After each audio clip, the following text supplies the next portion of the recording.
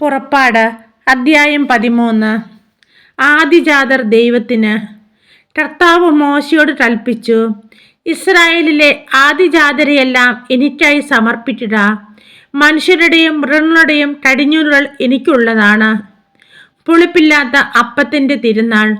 മോശ ജനത്തോട് പറഞ്ഞു, അടിമത്തത്തിൻ്റെ നാടായ ഈജിപ്തിൽ നിന്ന് പുറത്തു വന്ന ഈ ദിവസം നിങ്ങൾ അനുസ്മരിക്കണം. കർത്താവാണ് തൻ്റെ ശക്തമായ കരത്താൽ നിങ്ങളെ അവിടെ നിന്ന് മോചിപ്പിച്ചത്. ഈ ദിവസം ആരും പുളിപ്പുള്ള അപ്പം ഭക്ഷിക്കരുത്. ആബീബ് മാസത്തിലെ ഈ ദിവസമാണ് നിങ്ങൾ പുറപ്പെട്ടത്. കാനാന്യർ, ഹിത്യർ, അമോര്യർ, ഹിവ്യർ, ജബൂസിയർ എന്നിവരുടെ നാട്ടിലേക്ക് നിങ്ങൾക്ക് നൽകാമെന്ന് കർത്താവ് നിങ്ങളുടെ പിതാക്കന്മാരോട് വാഗ്ദാനം ചെയ്ത തേനും പാലും ഒഴുകുന്ന ദേശത്തേക്ക് അവിടുന്ന് നിങ്ങളെ പ്രവേശിപ്പിച്ചു കഴിയുമ്പോൾ ഈ മാസത്തിൽ ഈ കർമ്മം നിങ്ങൾ അനുഷ്ഠിക്കണം. നിങ്ങൾ 7 ദിവസത്തേക്ക് പുളിപ്പില്ലാത്ത അപ്പം ഭക്ഷിക്കണം. 7-ാം ദിവസം കർത്താവിൻ്റെ തിരുനാളായി ആചരിക്കണം. 7 ദിവസത്തേക്ക് പുളിപ്പില്ലാത്ത അപ്പമേ ഭക്ഷിക്കാവൂ. പുളിപ്പുള്ള അപ്പം നിങ്ങളുടെ പക്കൽ കാണരുത്. പുളിമാവ് നിങ്ങളുടെ നാട്ടിലെന്നും ഉണ്ടായിരിക്കരുത്. ആ ദിവസം നിന്റെ മകനോട് പറയണം, ഈജിപ്തിൽ നിന്ന് ഞാൻ പുറത്തു പോന്നപ്പോൾ കർത്താവ് എനിക്ക് വേണ്ടി പ്രവർത്തിച്ചതിൻ്റെ ഓർമ്മയ്ക്കായിട്ടാണിത്. ഇത് നിന്റെ ഭുജത്തിൽ ഒരടയാളവും നെറ്റിയിൽ ഒരു സ്മാരകവും എന്ന പോലെ ആയിരിക്കണം. അങ്ങനെ കർത്താവിൻ്റെ നിയമം എപ്പോഴും നിന്റെ അതരത്തിൽ ഉണ്ടായിരിക്കട്ടെ. എന്തെന്നാൽ ശക്തമായ കരത്താലാണ് കർത്താവ് നിങ്ങളെ ഈജിപ്തിൽ നിന്ന് മോചിപ്പിച്ചത്. വർഷം തോറും നിശ്ചിത സമയത്ത് ഇത് ആചരിക്കണം. ആദിജാതരുടെ സമർപ്പണം. നിങ്ങളോടും നിങ്ങളുടെ പിതാക്കന്മാരോടും വാഗ്ദാനം ചെയ്തതുപോലെ കർത്താവ് നിങ്ങളെ കാനാൻ ദേശത്ത് പ്രവേശിപ്പിക്കുകയും അവിടെ നിങ്ങൾക്ക് നൽകുകയും ചെയ്യുമ്പോൾ നിങ്ങളുടെ എല്ലാ ആദിജാതരെയും കർത്താവിന് സമർപ്പിക്കണം. മൃഗങ്ങളുടെ കടിഞ്ഞൂലുകളിലും ആൺകുട്ടികൾ കർത്താവിനുള്ളവയായിരിക്കും. എന്നാൽ ഒരു ആട്ടിൻകുട്ടിയെ പകരം കൊടുത്ത് കഴുതയുടെ കടിഞ്ഞൂലിനെ വീണ്ടെടുക്കാം. വീണ്ടെടുക്കുന്നില്ലെങ്കിൽ അതിൻ്റെ കഴുത്ത് ഞെരിച്ചിട്ടൊന്നു കളയണം. നിങ്ങളുടെ മക്കളിൽ ആദിജാതരെയെല്ലാം വീണ്ടെടുക്കണം. ഇതിൻ്റെ അർത്ഥം എന്താണെന്ന് പിൽക്കാലത്ത് നിന്റെ മകൻ ചോദിച്ചാൽ നീ പറയണം, അടിമത്തത്തിൻ്റെ നാടായ ഈജിപ്തിൽ നിന്ന് കർത്താവ് തൻ്റെ ശക്തമായ കരത്താൽ നമ്മെ മോചിപ്പിച്ചു. നമ്മെ വിട്ടയറ്റാൻ ഫറവോ വിസമ്മതിച്ചപ്പോൾ ഈജിപ്തിലെ ആദിജാതരെ, മനുഷ്യരുടെയും മൃഗങ്ങളുടെയും കടിഞ്ഞൂലുകളെയെല്ലാം കർത്താവ് സംഹരിച്ചു. അതിനാലാണ് മൃഗങ്ങളുടെ കടിഞ്ഞൂലുകളിൽ ആൺകുട്ടികളെയെല്ലാം ഞാൻ കർത്താവിന് ബലിയർപ്പിക്കുന്നത്. എന്നാൽ എൻ്റെ കടിഞ്ഞൂൽ പുത്രന്മാരെ ഞാൻ വീണ്ടെടുക്കുന്നു. ഇത് നിന്റെ ഭുജത്തിൽ ഒരടയാളവും നെറ്റിയിൽ ഒരു സ്മാരകവും എന്ന പോലെ ആയിരിക്കണം. എന്തെന്നാൽ തൻ്റെ ശക്തമായ കരത്താൽ കർത്താവ് നമ്മെ ഈജിപ്തിൽ നിന്ന് പുറത്തേക്ക് കൊണ്ടുവന്നു. മേഘസ്തംഭവും അഗ്നിസ്തംഭവും. ഫറവോ ജനത്തെ വിട്ടയച്ചപ്പോൾ ഫിലിസ്ത്യരുടെ ദേശത്തിലൂടെയുള്ള വഴിയായിരുന്നു എളുപ്പമെങ്കിലും അതിലെയല്ല ദൈവം അവരെ നയിച്ചത്. കാരണം യുദ്ധം ചെയ്യേണ്ടി വരുമോ എന്ന് ഭയപ്പെട്ട് മനസ്സു മാറി ജനം ഈജിപ്തിലേക്ക് മടങ്ങിയേറ്റുമെന്ന് അവിടുന്ന് വിചാരിച്ചു.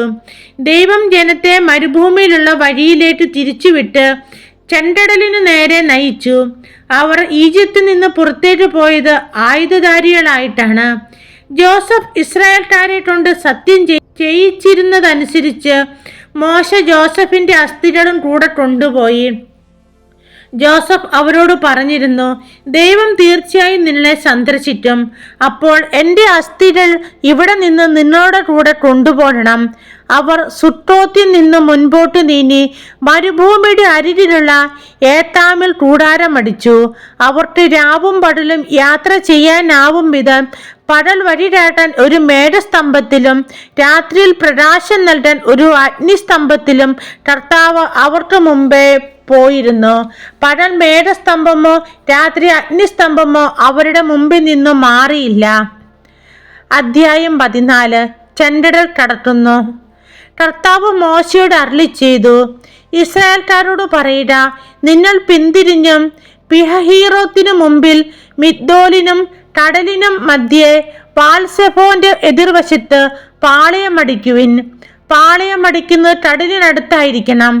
അപ്പോൾ ഫറവോ ഇസ്രായേൽക്കാരെ കുറിച്ച് പറയും, അവർ ഇതാ നാട്ടിൽ അലഞ്ഞു തിരിയുന്നു, മരുഭൂമി അവരെ കുടുക്കിലാട്ടിയിരിക്കുന്നു. ഇസ്രായേൽക്കാരെ അനുധാവനം ചെയ്യത്തക്ക വിധം ഫറവോയെ ഞാൻ കഠിനചിത്തനാട്ടും. ഫറവോയുടെയും അവൻ്റെ സൈന്യങ്ങളുടെയും മേൽ ഞാൻ മഹത്വം വരിക്കും. ഞാനാണ് കർത്താവ് എന്ന് അപ്പോൾ ഈജിപ്തുകാർ മനസ്സിലാട്ടും. കർത്താവ് പറഞ്ഞതുപോലെ ഇസ്രായേൽക്കാർ പ്രവർത്തിച്ചു. ഇസ്രായേൽക്കാർ പോയ വിവരം ഈജിപ്ത് രാജാവ് അറിഞ്ഞപ്പോൾ അവനും സേവകർക്കും അവരോടുണ്ടായിരുന്ന മനോഭാവം മാറി. അവർ പറഞ്ഞു, നാം എന്താണ് ഈ ചെയ്തത്? നമ്മുടെ അടിമകളായ ഇസ്രായേൽക്കാരെ വിട്ടയച്ചിരിക്കുന്നു. ഫറവോ തൻ്റെ രഥമൊരുക്കി സൈന്യങ്ങളെ സജ്ജമാക്കി. ഏറ്റവും മികച്ച 600 രഥങ്ങളും ഈജിപ്തിലെ മറ്റെല്ലാ രഥങ്ങളും അവയുടെ നായകന്മാരെയും അവൻ കൂടെ കൊണ്ടുപോയി. ഈജിപ്തിലെ രാജാവായ ഫറവോയെ കർത്താവ് കഠിനചിത്തനാക്കി. ധൈര്യപൂർവ്വം മുന്നോട്ട് പോയിക്കൊണ്ടിരുന്ന ഇസ്രായേൽക്കാരെ ഈജിപ്തുകാർ പിന്തുടർന്നു. ഫറവോയുടെ തേരുകളും കുതിരകളും കുതിരപ്പടയാളികളും സൈന്യം മുഴുവനും കടൽ തീരത്ത് പിരഹീറോത്തിന് അരികെ വാൽസെബോത്തിന്റെ എതിർവശത്ത് പാളയമടിച്ച ഇസ്രായേൽക്കാരുടെ സമീപം എത്തിച്ചേർന്നു. ഫറവോ സമീപിച്ചുകൊണ്ടിരുന്നപ്പോൾ ഇസ്രായേൽ ജനം കണ്ണുകൾ ഉയർത്തി നോക്കി. തങ്ങളെ പിന്തുടർന്ന ഈജിപ്തുകാരെ അവർ കണ്ടു. ഭയവിഹ്വലരായ ഇസ്രായേൽക്കാർ കർത്താവിനെ വിളിച്ചു പ്രാർത്ഥിച്ചു. അവർ മോശയോട് ചോദിച്ചു, ഈജിപ്തിൽ ശവക്കുഴികൾ ഇല്ലാഞ്ഞിട്ടാണോ നീ ഞങ്ങളെ മരുഭൂമിയിൽ കിടന്ന് മരിക്കാൻ കൂട്ടിക്കൊണ്ടു വന്നിരിക്കുന്നത്? നീ എന്താണ് ഞങ്ങളോട് ചെയ്തിരിക്കുന്നത്? ഈജിപ്തിൽ നിന്ന് എന്തിനാണ് ഞങ്ങളെ പുറത്തു കൊണ്ടുവന്നത്? ഞങ്ങളെ തനിയെ വിട്ടേറ്റു. ഞങ്ങൾ ഈജിപ്തുകാർക്ക് വേല ചെയ്ത് കഴിഞ്ഞുകൊള്ളാം എന്ന് ഈജിപ്തിൽ വെച്ച് ഞങ്ങൾ നിന്നോട് പറഞ്ഞതല്ലേ? ഈജിപ്തുകാർക്ക് അടിമ വേല ചെയ്യുകയായിരുന്നു മരുഭൂമിയിലിടുന്ന് മരിക്കുന്നതിനേക്കാൾ മെച്ചം. മോശ ജനത്തോട് പറഞ്ഞു, നിങ്ങൾ ഭയപ്പെടാതെ ഉറച്ചു നിൽക്കുവിൻ. നിങ്ങൾക്ക് വേണ്ടി ഇന്ന് കർത്താവ് ചെയ്യാൻ പോകുന്ന രക്ഷാകൃത്യം നിങ്ങൾ കാണും. ഇന്ന് 2 ഈജിപ്തുകാരെ ഇനിമേൽ നിങ്ങൾ കാണുകയില്ല. കർത്താവ് നിങ്ങൾക്ക് വേണ്ടി യുദ്ധം ചെയ്തുകൊള്ളും. നിങ്ങൾ ശാന്തരായിരുന്നാൽ മതി. കർത്താവ് മോശയോട് പറഞ്ഞു, നീ എന്തിന് എന്നെ വിളിച്ചു കരയുന്നു? മുമ്പോട്ട് പോകാൻ ഇസ്രായേൽക്കാരോട് പറയുക. നിന്റെ വടി കയ്യിലെടുത്ത് കടലിനു മീതെ നീട്ടി അതിനെ വിഭജിച്ചിട. ഇസ്രായേൽക്കാർ കടലിന് നടുവെ വരണ്ട നിലത്തിലൂടെ കടന്നു പോരട്ടെ. ഞാൻ ഈജിപ്തുകാരെ കഠിനചിത്തരാക്കും. അവർ നിങ്ങളെ പിന്തുടരും. ഞാൻ ഫറവോയുടെയും അവൻ്റെ സൈന്യങ്ങളുടെയും തേരുകളുടെയും കുതിരപ്പടയാളികളുടെയും മേൽ മഹത്വം നേടും. ഫറവോയുടെയും അവൻ്റെ രഥങ്ങളുടെയും അശ്വസേനയുടെയും മേൽ ഞാൻ മഹത്വം ഭരിക്കുമ്പോൾ ഞാനാണ് കർത്താവെന്ന് ഈജിപ്തുകാർ മനസ്സിലാക്കും. ഇസ്രായേൽ ജനത്തിന്റെ മുമ്പേ പോയിട്ടുണ്ടിരുന്ന ദേവദൂതൻ അവിടെ നിന്ന് മാറി അവരുടെ പിൻപേ പോരാൻ തുടങ്ങി. മേഘസ്തംഭവും മുമ്പിൽ നിന്നും മാറി പിൻപിൽ വന്നു നിന്നു. അത് ഈജിപ്തുകാരുടെയും ഇസ്രായേൽക്കാരുടെയും പാളയങ്ങൾക്കിടയിൽ വന്നു നിന്നു. മേഘം ഇരുട്ട് നിറഞ്ഞതായിരുന്നു. അതിനാൽ ഒരു കൂട്ടർക്ക് മറ്റവരെ സമീപിക്കാനാവാതെ രാത്രി കഴിഞ്ഞു. മോശ കടലിന് മീതെ കൈ നീട്ടി. കർത്താവ് രാത്രി മുഴുവൻ ശക്തമായി ഒരു കിഴക്കൻ കാറ്റയച്ച് കടലിനെ പിറകോട്ട് മാറ്റി. കടൽ വരണ്ട ഭൂമിയാക്കി. വെള്ളം വിഭജിക്കപ്പെട്ടു. ഇസ്രായേൽക്കാർ കടലിന് നടുവെ ഉണങ്ങിയ മണ്ണിലൂടെ നടന്നു. അവരുടെ വലത്തും ഇടത്തും വെള്ളം മതിൽ പോലെ നിന്നു. ഈജിപ്തുകാർ ഫറവോയുടെ കുതിരകളും കുതിരപ്പടയാളികളും തേരുകളുമെല്ലാം അവരെ പിന്തുടർന്ന് കടലിന്റെ നടുവിലേക്ക് നീങ്ങി. രാത്രിയുടെ അന്ത്യയാമത്തിൽ കർത്താവ് അഗ്നിയുടെയും മേഘത്തിന്റെയും സ്തംഭത്തിൽ നിന്ന് ഈജിപ്തുകാരുടെ സൈന്യത്തെ നോക്കി അവരെ പരിഭ്രാന്തരാക്കി. അവിടുന്ന് രഥചക്രങ്ങളെ തടസ്സപ്പെടുത്തി. തന്മൂലം ഗതി ദുഷ്കരമായി. അപ്പോൾ ഈജിപ്തുകാർ പറഞ്ഞു, ഇസ്രായേൽക്കാരിൽ നിന്ന് നമുക്ക് ഓടി രക്ഷപ്പെടാം. കർത്താവ് അവർക്ക് വേണ്ടി ഈജിപ്തിനെതിരെ യുദ്ധം ചെയ്യുന്നു. അപ്പോൾ കർത്താവ് മോശയോട് പറഞ്ഞു, നിന്റെ കരം കടലിന് മീതെ നീട്ടുക.